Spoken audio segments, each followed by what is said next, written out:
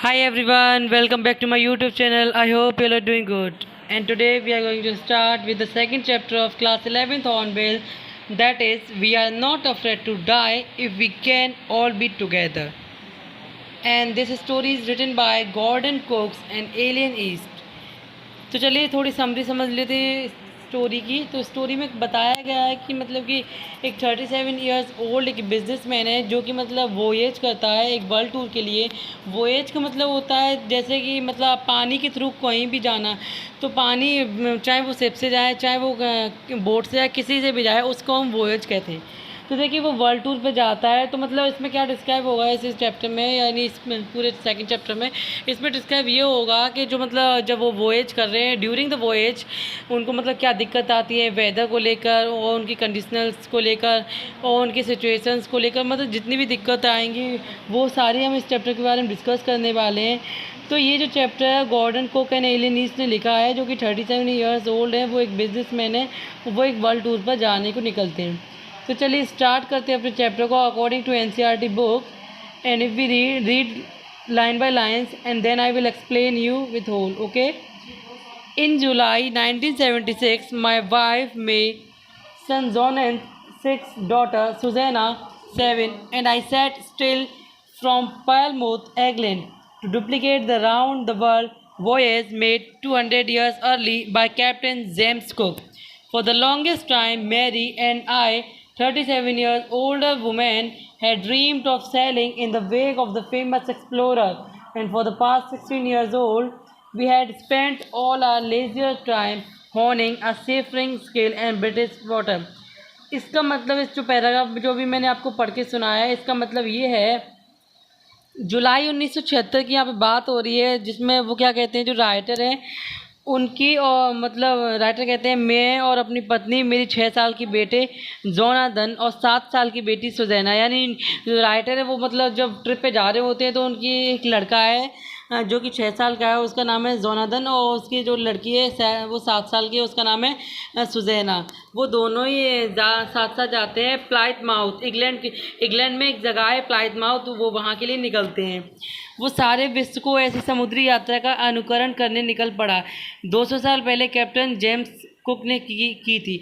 मतलब जो मतलब ये हैं गॉर्डन कुक और एलियन ईस्ट, इन्होंने मतलब क्या किया कि उन्होंने एक ट्रिप स्टार्ट कर दी अपने बेटे के साथ, अपनी पत्नी के साथ और बेटी के साथ। उन्होंने एक ऐसी ट्रिप स्टार्ट की जो कि 200 साल पहले कैप्टन जेम्स ने की थी। उसी तरीके की मतलब ट्रिप इन्होंने उसी तरीके का एक्सपीरियंस लेने की कोशिश इन्होंने की थी जो कि जेम्स कैप्टन ने की थी 200 साल पहले। बड़े लंबे समय से मैंने और 37 वर्षीय आयु एक बूढ़े व्यवसायी ने प्रसिद्ध खोजकार के बाद समुद्री यात्रा के सपने लिए थे। यानी वो कहते हैं कि काफ़ी साल बाद मैंने मतलब ये जेम्स की तरह, मतलब कि जो जेम्स हमारे कैप्टन थे उनकी तरह मैंने भी मतलब यात्रा का एकदम एडवेंचर का एकदम मतलब इमेजिनेशन की थी, और उसी अकॉर्डिंग आज मैं अपनी मतलब इमेजिनेशन को एकदम रियलिस्टिक कर पा रहा हूँ। उसी तरीके से वो मतलब कि अपनी जो उन्होंने सोचा होगा कि मैं भी उनकी तरह एकदम यात्रा करूँगा, तो उसी की तरह वो भी यात्रा करने निकल गए थे समुद्र में। और वो पिछले 16 साल से अपना खाली समय ब्रिटिश नदियों में हमारी समुद्री यात्रा से संबंधित कुशलताओं को तेज करने में बिताया था।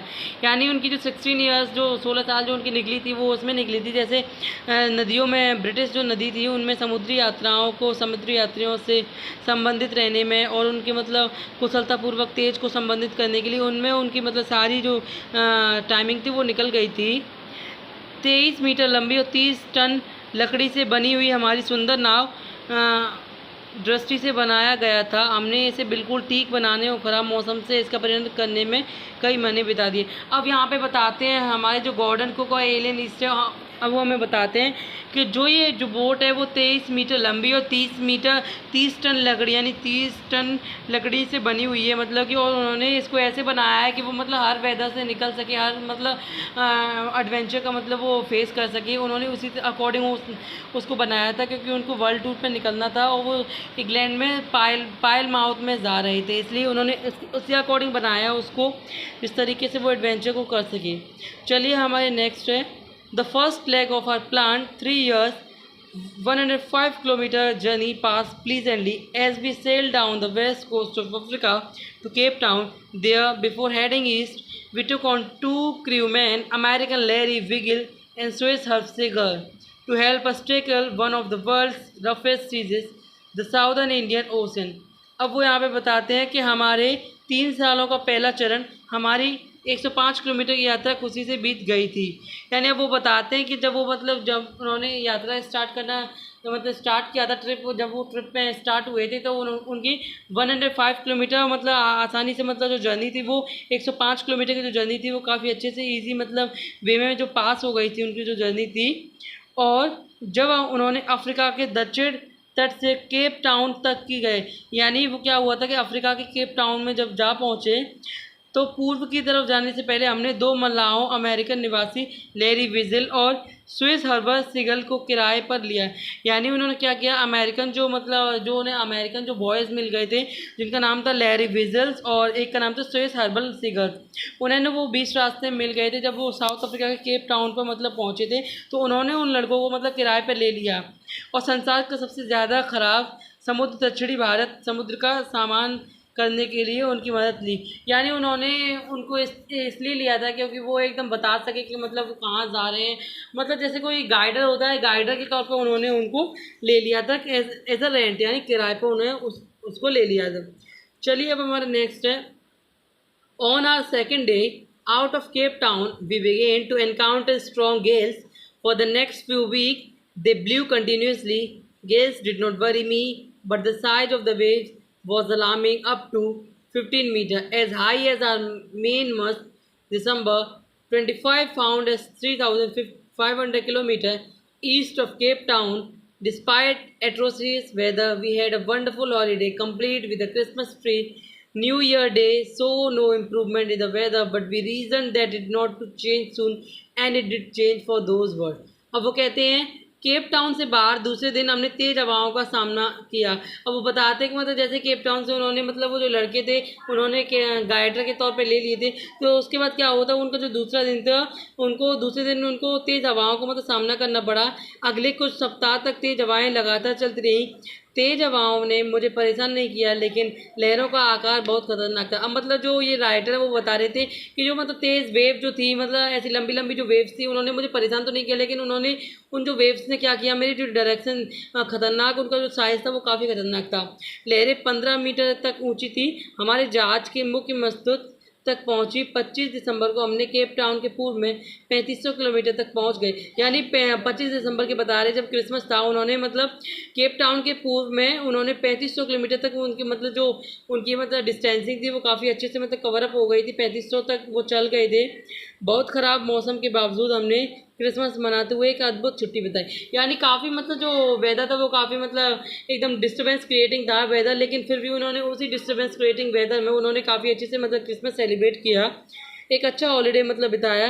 नए साल पर मौसम में कोई सुधार नहीं आया, लेकिन हम तर्क कर रहे थे कि ये जल्दी बदल जाएगा और ये बदल जाएगा, लेकिन बदलाव बहुत बुरा था। यानी वो क्या कर रहे थे, वो सोच तो रहे थे कि हाँ ये बदल तो जाएगा, ये जल्दी बदल जाएगा ये जो मौसम है, लेकिन वो जो मौसम था वो इतने अच्छे से कवर अप नहीं हो पा रहा था जिस तरीके से वो तो सोच रहे थे कि वो मौसम हाँ ठीक हो जाएगा। चलिए वो नेक्स्ट है, at dawn on January 2 the wave were gigantic. We were sailing with only a small storm jib and were sailing making 8 knots. As the ship rose to the top of each wave, we could see endless, enormous seas rolling toward us, and the screaming of the wind and spray was painful to the ears. To slow the boat down, we dropped the storm jib and laced heavy mooring rope in a loop across the stern. Then we double lashed. Everything went through our slip, red drill, attached lifelines, don't oil skins and life jacket and weightage. तो अब यहाँ पे वो बताते हैं कि 2 जनवरी को प्रातःकाल लहरें बहुत विशाल थी। यानी वो 2 जनवरी की बात कर रहे हैं, जब न्यू ईयर की 2 जनवरी थी, तो उस टाइम की बात कर रहे हैं कि काफ़ी काली काफ़ी बड़ी लहर थी। हम तूफान में रक्षा के लिए केवल एक छोटी तिकोनी पाल के साथ यात्रा कर रहे थे और 8 फीट समुद्री नाव को पार कर रहे थे। जैसे ही जहाज हर लहर की वजह से ऊपर की ओर उठता तो हम अनंत विशाल समुद्र को अपनी तरफ आते हुए देख सकते हैं। यहाँ पे अब वो बता रहे हैं कि काफ़ी मौसम इतना ख़राब था कि जो मतलब 2 जनवरी थी, मतलब उस टाइम क्या हुआ था, मतलब काफ़ी काफ़ी बड़ी बड़ी लहर थी। तो उस टाइम क्या हुआ था, वो जो लहर थी मतलब वो समुद्र को मतलब काफ़ी समुद्र में तो काफ़ी ऊँची ऊँची उठ रही थी, और उनका जो शिप था यानी उनका जो जहाज़ था, उस जहाज़ के भी ऊपर ऊपर भी काफ़ी जो मतलब लहर थी वो काफ़ी ऊपर हो रही थी। ऐसा लग रहा था उनको जैसे कि लहर की वजह से वो जो जहाज़ ऊपर हो रहा था, तो उन्हें लग रहा था कि जैसे आसमान ही कहीं हमारे ऊपर ना आ जाए या हम आसमान में ना हो जाए। इस तरीके की कंडीशन उनके सामने काफ़ी फंस चुकी थी, और अपनी तरफ आते हुए देख सकते थे, और हवाओं के चीखे और बौछार की आवाज़ कानों के लिए दर्दनाक थी।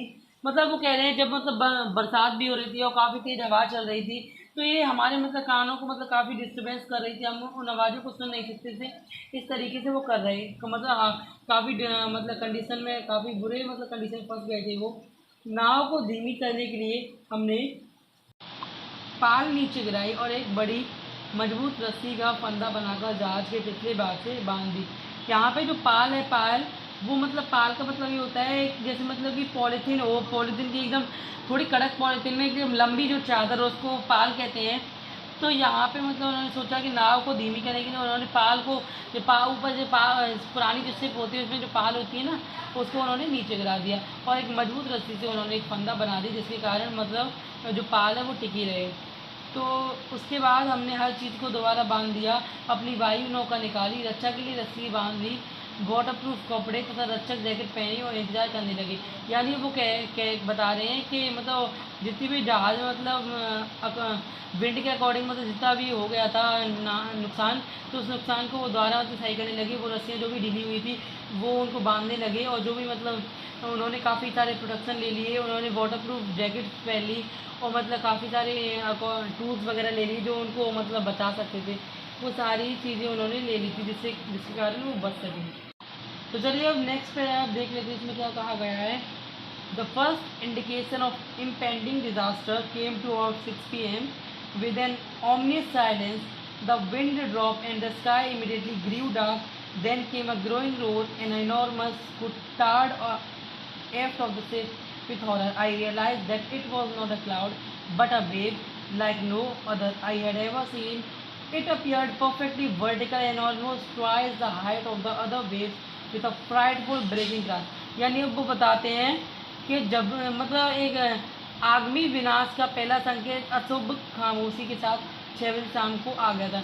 यानी वो बताते हैं कि जैसे मतलब एक जो पहला हमें इंडिकेट किया गया था मतलब मौसम की तरफ से, वो सबसे पहला डिज़ास्टर हमारे 6 बजे के समथिंग हमारे सामने आ गया था।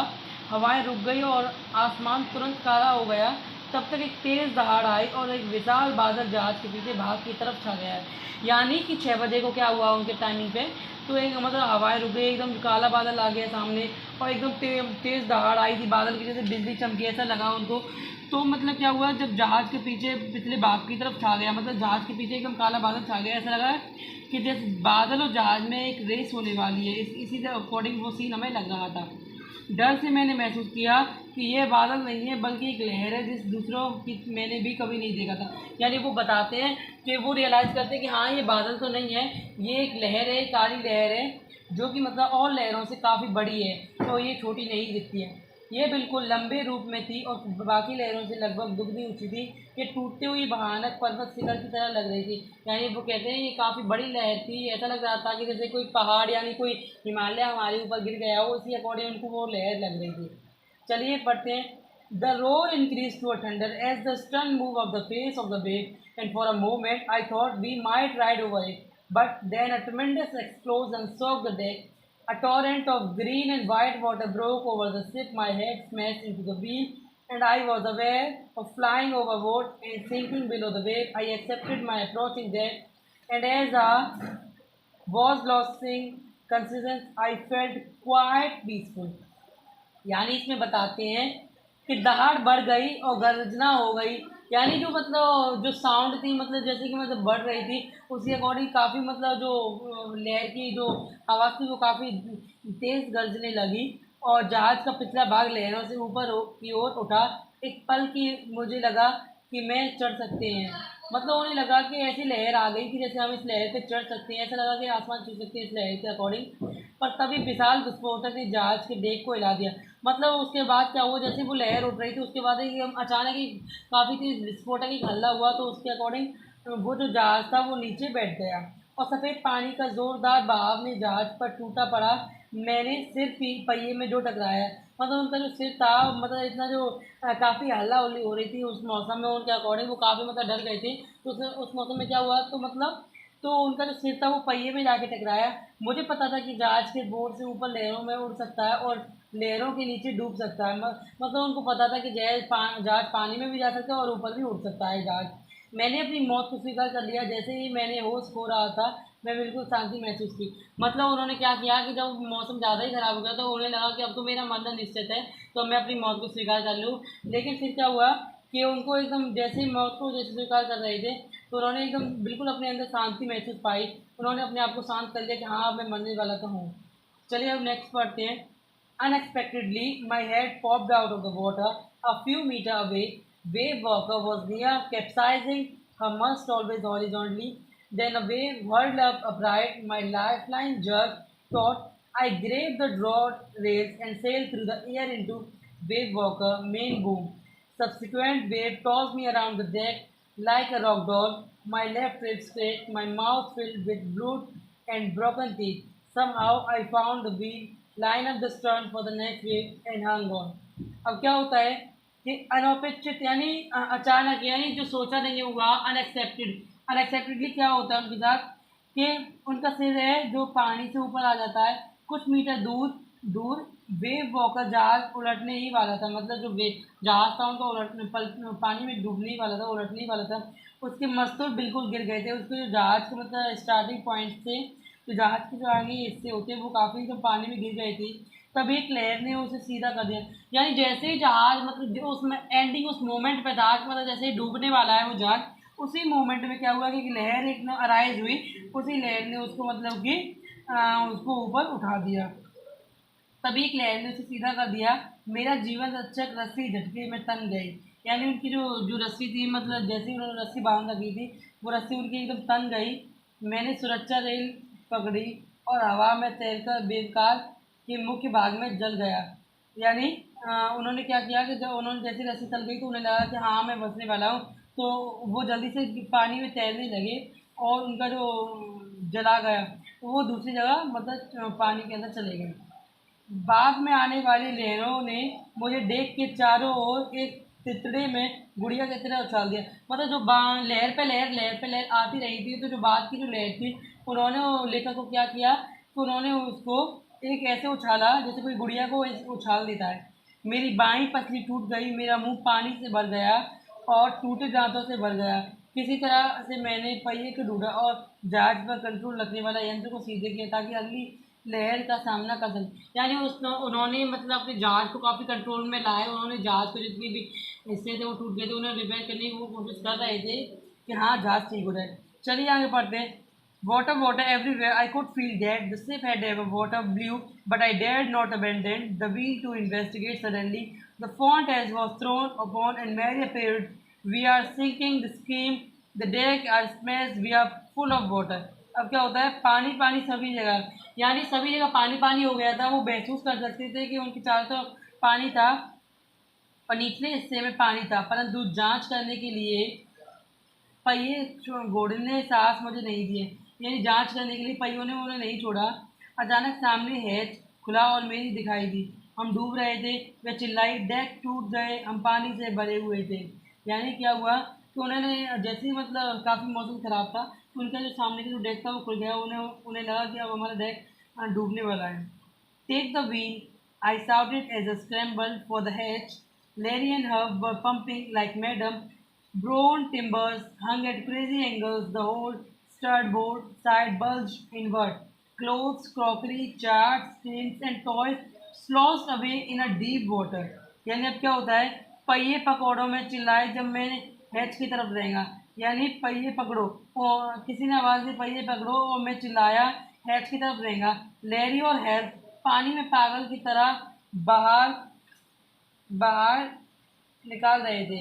मतलब वो क्या कर रहे थे, उनका जो जहाज था वो इस तरीके से डूब रहा था तो वो लैरी और जो मतलब उसके जो बेटे थे वो क्या कर रहे थे, जहाज में से पानी इस तरीके से निकाल रहे थे जैसे कि कुछ जैसे पागल हो गए हों वो। टूटी हुई लकड़ी अजीब तरह के कोणों पर पड़ी थी, जहाज के एक तरफ का भाग अंदर की तरफ बैठ गया। कपड़े, क्रॉकरी, चार्ट, स्टेन्स, मतलब उनका जो भी हाउस होल्ड मटेरियल था वो काफ़ी डूब गया था।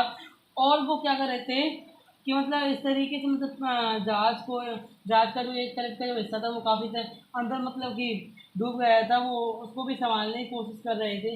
वो काफ़ी काफ़ी मतलब कंट्रोलनेस कर रहे थे वो अपने जहाज़ पर कि किसी भी तरीके से बच जाए उनका जहाज़।